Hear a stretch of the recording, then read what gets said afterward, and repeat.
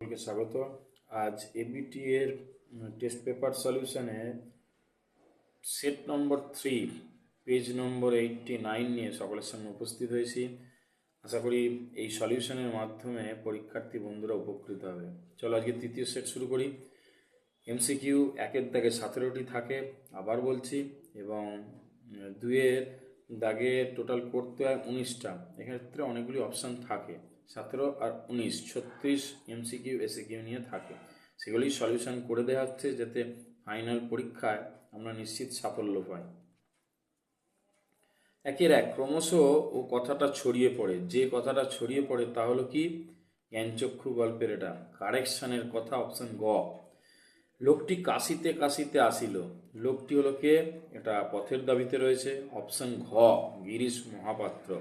1-3 নদের চাঁদ নদীকে দেখেনি। কতদিন দেখেনি? 5 দিন, অপশান খ। সেই হোক তোমার সভ্যতার শেষ পুণ্যবাণী। শেষ পুণ্যবাণীটি হলো কি? ক্ষমা করো, অপশান খ।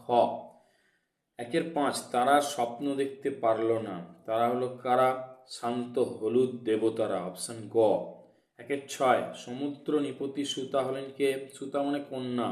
সমুদ্র নিপতির কন্যা বা সমুদ্র রাজার কন্যা হচ্ছে অপশান খ, পদ্মা। 1-7 লেখকরা অনবরত তা দিয়ে লিখে চলেছেন। লেখকরা যা দিয়ে লিখে চলেছেন তা হলো কি? কিবোর্ড। এটা রয়েছে হারিয়ে যাওয়া কালি কলম প্রবন্ধে। তাঁরও ছিল ফাউন্টেন পেনের নেশা। তাঁরও বলতে বোঝানো হয়েছে কাকে? অনেকে এটা ভুল করে ফেলবে, শৈলজানন্দ নয় কিন্তু, শরৎচন্দ্র চট্টোপাধ্যায়কে বোঝানো হয়েছে। শরৎচন্দ্র, অপশান খ। কলকাতা বিশ্ববিদ্যালয়ের পরিভাষা সমিতি গঠিত হয় কত সালে?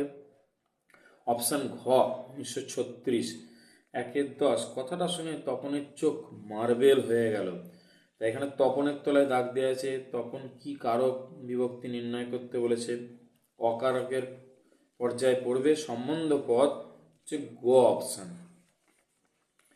নেক্সট দেখো কি আছে। রাজায় রাজায় যুদ্ধ হয়। রাজায় রাজায় হলো কি কর্তা? ব্যতি আর কর্তা, অপশান গ। 1-12 রামদাস আর কোনো প্রশ্ন করিল না। রামদাসের তলায় দাগ দেওয়া আছে। কোন সমাসের উদাহরণ? রামের দাস। ঠিক আছে, রামের দাস হলে কি সমাস হবে? না, সম্বন্ধ তৎপুরুষ, অপশান খ। দ্বন্দ্ব সমাসে প্রাধান্য পায় আমরা জানি, ই না উভয় পদ, অপশান গ। ছেলেটি বুদ্ধিমান কিন্তু যেমন দুষ্টু তেমনই ফাঁকিবাজ। তার এখানে দেখো যৌগিক বাক্য, জটিল বাক্য মিশ্রিত রয়েছে, তাই এটা মিশ্র বাক্যের উদাহরণ। এখানে প্রশ্ন করেছে গঠন অনুসারে বাক্যটি হলো ঘ, মিশ্র বাক্য। কি মর্মান্তিক দৃশ্য! এটি যে ধরনের বাক্য তা হলো কি? চমকে যাচ্ছি, চমকিত হচ্ছি, বিস্ময় সূচক বাক্য বা বিস্ময়বাচক বাক্য, অপশান খ। তাকে টিকিট কিনতে হয়নি। বাক্যটির কর্তৃবাচ্য রূপ কি হবে? তিনি টিকিট কেনেননি, অপশান খ। 1-17 ঘন্টা বাজছে। এটি কি? এটা আমরা আগেও পেয়েছি। কোন বাচ্যের উদাহরণ? কর্মকর্তী বাচ্যের উদাহরণ, অপশান ঘ। এমসিকিউ শেষ। আশা করি তোমরা উপকৃত হচ্ছ। যদি ভালো লাগে শেয়ার করো, পাশে থাকবার জন্য চ্যানেলটিকে সাবস্ক্রাইব করো। চলো আবার আমরা দুইয়ের দাগে প্রশ্নগুলো আলোচনা করি, যেগুলো এসে কিউ। পৃথিবীতে এমন অলৌকিক ঘটনাও ঘটে। অলৌকিক ঘটনাটা কি? মানে তপনের লেখা প্রথম গল্প সন্ধ্যাধারা পত্রিকায় ছাপছে। এই ছাপানোর বিষয়টি কি? অলৌকিক ঘটনা বলা হচ্ছে। বাইজির ছদ্মবেশে হরিদার রোজগার কত হয়েছিল? 8 টাকা 10 আনা। অপূর্ব রাজি হয়েছিল। কোন কথা অপূর্ব রাজি হয়েছিল? না, রামদাসের স্ত্রী তাকে অনুরোধ করেছিল যতদিন না তার বাড়ি থেকে কোনো স্ত্রীলোক বা মা আসছেন, তার স্থায়ী ব্যবস্থা করছেন, ততদিন রামদাসের স্ত্রীর কাছ থেকে প্রত্যেক দিন তাকে মিষ্টান্ন খেতে হবে। এই প্রস্তাবে অপূর্ব রাজি হয়েছিল। নদীকে এভাবে ভালোবাসিবার একটা কৈফিয়ত নদের চাঁদ দিতে পারে। কৈফিয়তটি কি? যে সে নদীর ধারে জন্মেছে, নদীর কাছে বড় হয়েছে, মানুষ হয়েছে, নদীকে সে গভীর এই কারণে ভালোবাসে। ঈশবের মেজাজ চড়ে গেল। ঈশবের মেজাজ চড়ে গেল কেন? অমৃত কুস্তি লড়তে চায়নি। কালিয়া তাকে জোর করে কুস্তি লড়বার জন্য বাধ্য করে, ধরে নিয়ে যায়, এমনকি ধুলোর মধ্যে ছুঁড়ে ফেলে দেয়। এবং অন্যান্য ছেলেরা এই দৃশ্য দেখে বলে কালিয়া জিতেছে এবং অমৃত হেরে গেছে। কি মজা, কি মজা! এই সমস্ত ঘটনা দেখে হিসাবের মেজাজ চড়ে যায়। সিন্ধু পারের সিংহদ্বারে ধমক এনে ভাঙলো আগল।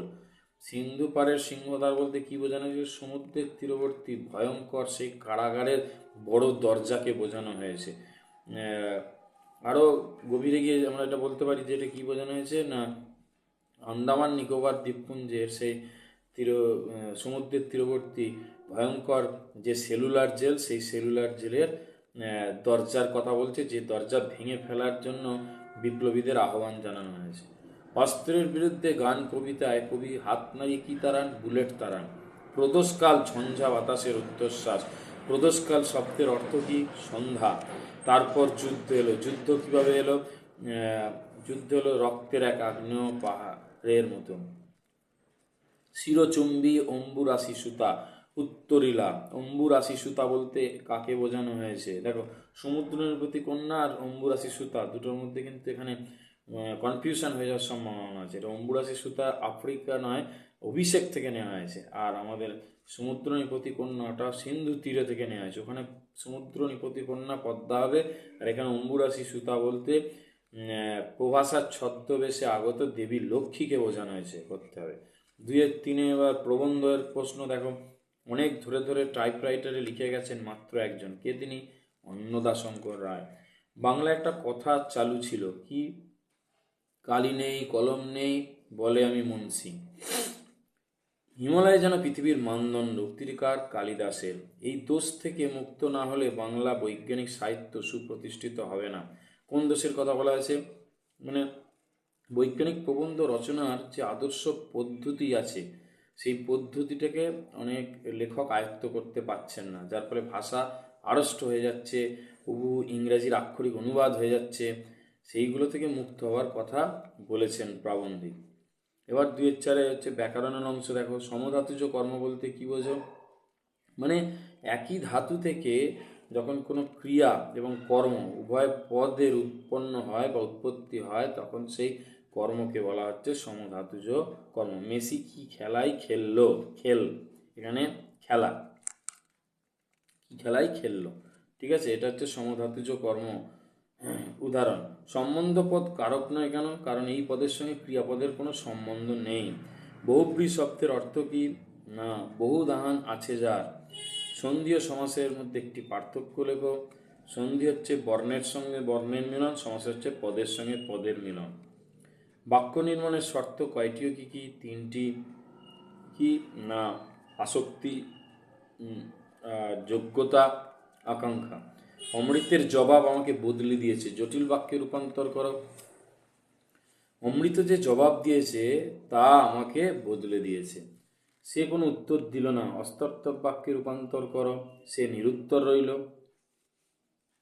কর্মকর্তৃবাচ্যের একটি উদাহরণ দাও। ঘণ্টা বাজে, শাঁখ বাজে। তথা কন্যা থাকে সর্বক্ষণ ভাববাচ্যে রূপান্তরিত করো। তথা কন্যা সর্বক্ষণ থাকা হয়। তির্যক বিভক্তি কাকে বলে? উদাহরণ দাও। যে বিভক্তি একাধিক কারকে প্রযুক্ত হয় তাকে তির্যক বিভক্তি বলে, যেমন শূন্য, এ ইত্যাদি। যদি ভালো লাগে শেয়ার করো, সাবস্ক্রাইব করো, আর সঙ্গে থাকো, কবিতার ছন্দে থাকো। ধন্যবাদ।